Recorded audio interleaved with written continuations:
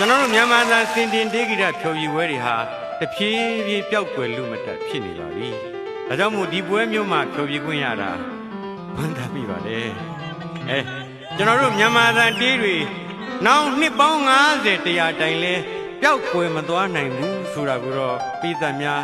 သတိပြုကြည့်ပါလို့ပြောပြစီခင်ဗျာ။ဒါကြောင့်ပြည်သက်များကျွန်တော်ရဲ့အဟောင်းတကအဟောင်းထဲမှာကောင်းတယ်လို့ထင်ရတဲ့အမီနဲ့ရွာကိုလွမ်းနေဆိုတဲ့ဒီကိုပထမဦးဆုံးနားဆင်ကြည့်ပါခင်ဗျာ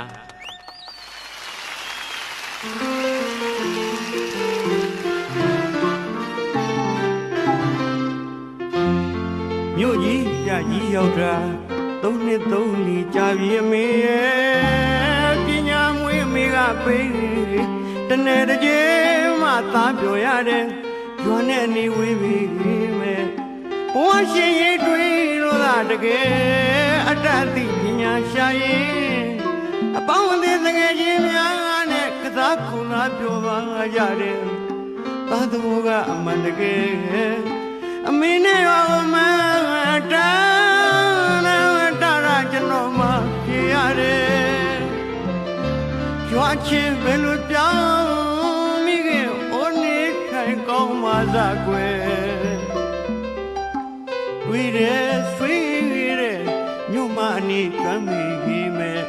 ကျွန်တော်စိတ်ကရင်ဝေးပန်းနဲ့အမိနဲ့ရွာကိုလွမ်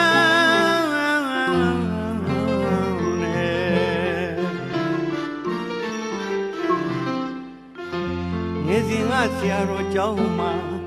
ကာကြီးအစားအဆုံးစလုံးမောင်သဘောနာလေမိဘဆရာသမားများကသာလောက်ပညာပေးတဲ့ဘဝရှိရင်တွေ့ပါတဲ့ကွယ်ကျွန်တော်အရွယ်ငယ်ငယ်လေးမို့ပြေးကလွှားကရွာမှာပြောခဲ့တယ်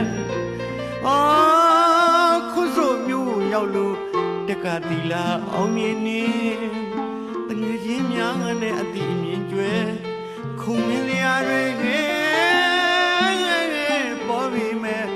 ကျွန်တော်ရင်မနေထီပန်းနဲ့အမိနဲ့ရွာကိုလွမ်းနေ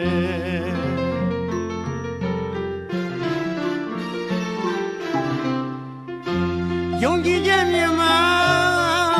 အမိသားကဘဝအကြောင်းနာလေအတူရောက်လိုက်စားမိမဖို့မရည်ပဲအချွတ်လာမဒီကညာတွေအစီရင်ပေါ်ပြီးမဲ့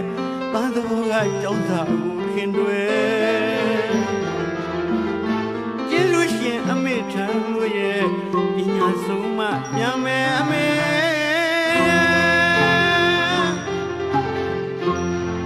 ကျွန်တော်ဘဝအရွယ်ငယ်ငယ်လေးဝဲဒီကဘွားကဘွားမတကယ်ချင်းများနဲ့ကစားကြတဲ့ခင်ကိုရောက်ရင်ငယ်မပြောက်လိမ့်မယ်အမြဲလို့လားမဆာရွယ်အဖေရှိတဲ့အခါက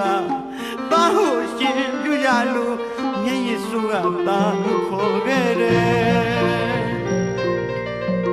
အဲ့ဒါရီတွင်မိမြန်ရင်မြို့မအနေကျွမ်းမိမဲ့ကျွန်တော်စိတ်ကရင်ဝေးပန်းနဲ့အမိနဲ့ရွာကို